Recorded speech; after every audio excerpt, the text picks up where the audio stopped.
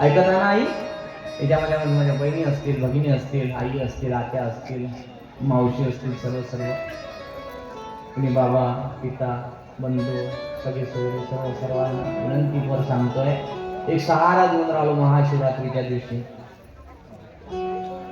पुण्यावरून ज्ञानेश्वरी बोलावणं कठीण होतं.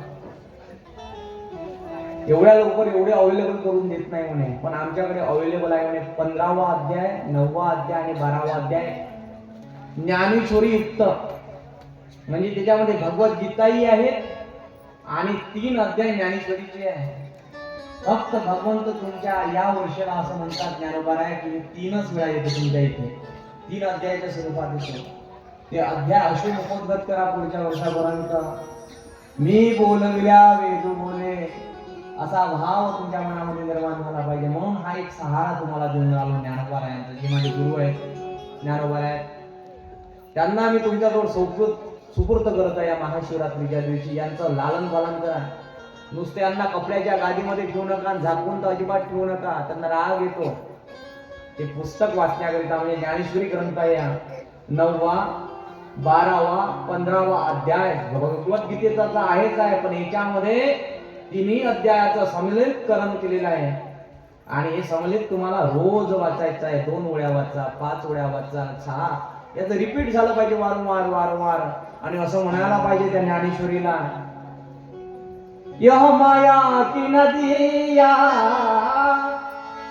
यह माया की नदिया गुजर जाएंगे हम तेरे सहारे, सुधर जाएंगे हम. है कौन दुनिया में तुझसे भी प्यारा,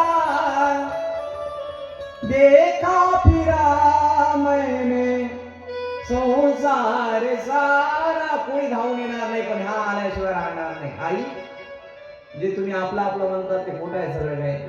याच्याशिवाय गत्यंतर तुम्हाला कर्मामध्ये नाही. कर्म जर उचित करायचे असतील तर याचा आधार घ्या.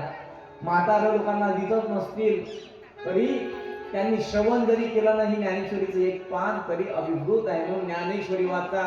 आणि बसल्या बसल्या बसून डोळ्यानं पंढरी पान वाचावी ज्ञानेश्वरी, डोळा पाहावी पंढरी.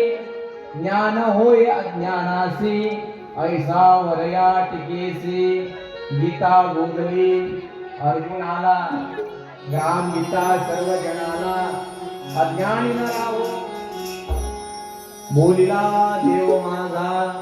याप्रमाणे असं आहे की तुम्हाला या महाशिवरात्रीच्या दिवशी या लहान भावाकडनं पुराकडनं तुम्हाला सप्रेम भेट देऊन राहिलो. मोठ्या अथक प्रयत्नानं बोलवण्यात आलेली आहे, पुण्यावरून आलेली आहे.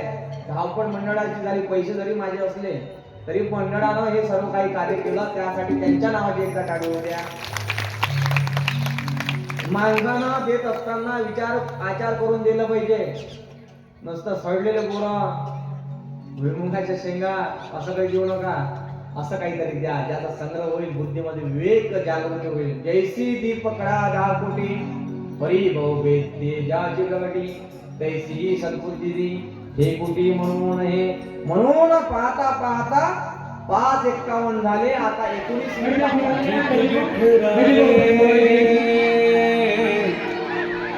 ही बैठो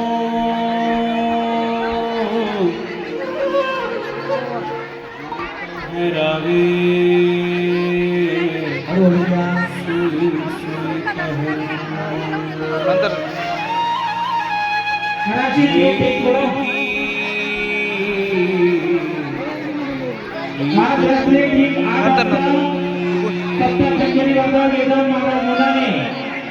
कार्यक्रम आयोजित केले.